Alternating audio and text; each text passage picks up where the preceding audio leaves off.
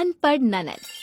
क्या होगा अगर आज के जमाने में जब भाभी पढ़ी लिखी आ जाए और बेचारी ननद अनपढ़ रह जाए। ऐसी ही कहानी थी कुछ उमा के घर में, जहाँ उसके बेटे बहू तो काफी पढ़े लिखे थे, पर उसकी रीना बेटी अनपढ़ थी। ऐसी ही एक दिन, भाभी जरा देखना किस चीज का कुरियर आया है। माफ करना दीदी, आप देख रही हैं ना, मैंने चेहरे पर फेस पैक लगाया है। मैं अभी कोई कुरियर नहीं पढ़कर बताऊंगी। ठीक है, जब आपका दिल करे तब आप ये कुरियर देख लेना। वैसे भी आपके ही नाम का आया है।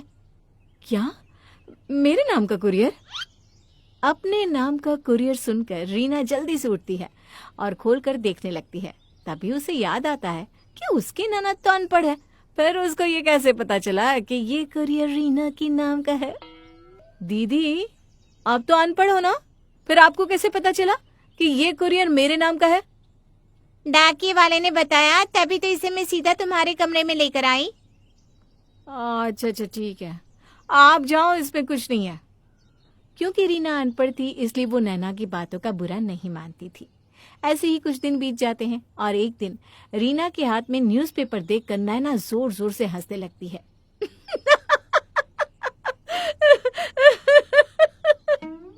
अरे क्या हो गया बहू, पागलों की तरह क्यों हंसी जा रही है?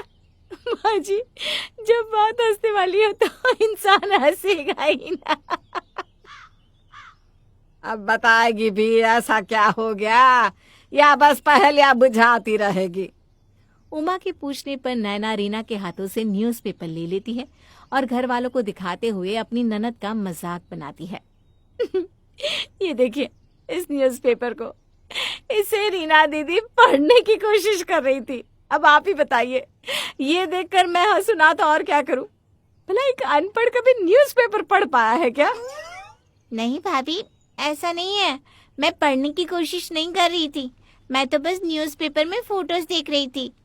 दीदी, मुझे बेवकूफ बनाना बंद कीजिए। मैं बेवकूफ नहीं हूँ। मैंने खुद देखा था आपको आज न्यूज़पेपर पढ़ने की कोशिश कर रही थी आप। अरे अगर आपको पढ़ाई करने का इतना ही शौक था, बचपन में स्कूल जाना था ना, मेहनत करनी थी अपने भाई रतन की तरह। रीना को अपनी भाभी की ये बात बहुत बुरी लगती है और उससे भी ज्यादा ये बुरा लगता है कि ये सब कुछ उसकी माँ आराम से सुन रही है। रीना अपनी भाभी की बातों का कोई जवाब नहीं देती और सर झुकाकर वहां से चली जाती है। क्योंकि नैना काफी पढ़ी लिखी थी और रीना अनपढ़, इसलिए घर के सारे काम नैना अपनी ननद से ही करवाती है। क्या दीदी, आपने अब तक ना बर्तन धोए हैं ना खाना बनाया है, आखिर पूरा दिन आप कर क्या रही थी? भाभी चिंता ना करो, मैं अभी सारे बर्तन धो देती हूँ। मुझे तो समझ में नहीं आता कि आपका क्या होगा। कैसे होगी आपकी शादी? एक तो अनपढ़, ऊपर से कामचोर। अगर पढ़ी लिखी होती ना तो कुछ भी नहीं आता तो भी शादी तो हो जाती। देखिए मेरी बात ना कान खोलकर सुन लीजिए। आप अनपढ़ हैं इसलिए आपको घर के काम आने बहुत जरूरी है। अगर आपने घर के काम नहीं किए तो कोई लड़का आपसे शादी नहीं करने वाला, समझी? जानती हूँ भाभी। अगर जानती होती तो काम चोरी करना छोड़ देती। चलो काम पर लग जाओ फटाफट। इतना बोलकर नैना आराम से सोफे पर बैठ जाती है और अपनी फ्रेंड को फोन करके बातें करने लगती है। अपनी भाभी का ये बर्ताव देखकर रीना की आंखों में आंसू आ जाते हैं, पर वो बिना कुछ बोले चुपचाप बर्तन धोने लगती है। अब इसी तरह से कुछ दिन बीत जाते हैं और नैना से मिलने उसकी दोस्त कामना उसके घर आती है। अरे कामना, तू इतने दिनों बाद यहाँ आ गई, आखिर तुझे मेरी याद? याद तो मुझे तेरी रोज ही आती है, पर क्या करूं, ससुराल वाले घर से निकलने ही नहीं देते। आज बड़ी मुश्किल से समय निकाल कर आ पाई। अब बता, तू हमारे ही मोहल्ले में रहती है, फिर भी हम दोनों एक दूसरे से मिल नहीं पाते। वही तो यार, शादी के बाद तो पूरी लाइफ ही चेंज हो जाती है। अच्छा तू बैठ, मैं अपनी गवाह ननद को तेरे लिए चाय बनाने के लिए कह देती हूँ। अरे नैना, तू अपनी ननद के सामने ही उसे गवार कह रही है? तेरी सास और ननद तुझे कुछ कहते नहीं क्या? भला मुझे कोई कुछ क्यों बोलेगा? इस घर में मैं सबसे ज्यादा पढ़ी लिखी हूँ अपने पति के बाद। और वैसे भी गवार को गवार ना कहे तो और क्या कहे? मेरी ननद अंगूठा छाप है, उसे तो अपना नाम तक लिखना नहीं आता। क्या? आज के जमाने में कोई अंगूठा छाप अनपढ़ हो सकता है? मुझे तो विश्वास ही नहीं हो रहा। तू अपनी इस अनपढ़ ननद को इतना झेलती कैसे है? क्या करूं यार, झेलना पड़ता है। और दीदी, आप हमारी बातें क्या सुन रही हैं? हैं? वहाँ खड़ी होकर जब तक बोलूंगी नहीं, तब तक आप घर आए मेहमान के लिए पानी भी नहीं लाएंगी। अभी लाती हूँ। अब रीना कामना और अपनी भाभी के लिए चाय नाश्ता लेने के लिए किचन में जाती है, पर जाने से पहले उसकी भाभी उसकी भर भर कर बुराइयां करने लगती है, जिसे रीना सुन लेती है। उसे ये बात बहुत बुरी लगती है, इसलिए वो सारी बात अपनी माँ को बता देती है। क्या रीना बेटा, छोटी छोटी बातों पर रोने लगती है? अरे वो तेरी भाभी है, वो कभी गलत थोड़ी ना कहती है। अब तू अनपढ़ है तो तुझे अनपढ़ ही कहेगी ना। अगर पढ़ी लिखी होती तो ऐसा कुछ थोड़ी ना कह पाती। माँ, आप ऐसी बातें कैसे कर सकती हो? मैं भी तो आपकी बेटी हूँ। आप जानती हो ना कि मैं पढ़ाई क्यों नहीं कर पाई।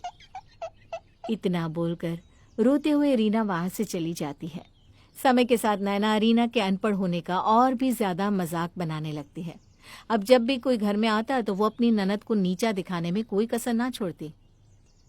यही दिक्कत होती है आप जैसे अंगूठा छाप लोगों की। अरे तुम्हें कोई भी बात कितनी ही अच्छे से क्यों ना समझा दे, पर बेवकूफ लोगों के भेजे में कुछ घुसता ही नहीं। अब इसी तरह से नैना आए दिन अपनी ननद को परेशान करती और रीना की माँ भी कुछ ना कहती। ऐसे ही कुछ दिन बीत जाते हैं और एक दिन कुछ लड़के वाले रीना को देखने आते हैं, जहाँ लड़का रीना से इंग्लिश में कुछ सवाल करता है। Nice to meet you. But may I know how far you have studied?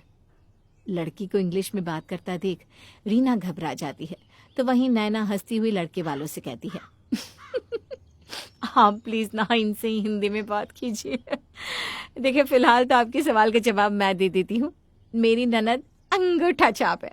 उन्होंने कभी पढ़ाई करी ही नहीं, शायद उन्हें कभी पढ़ाई में इंटरेस्ट ही नहीं रहा, तभी तो आज के जमाने में भी वो अंगूठा छाप है।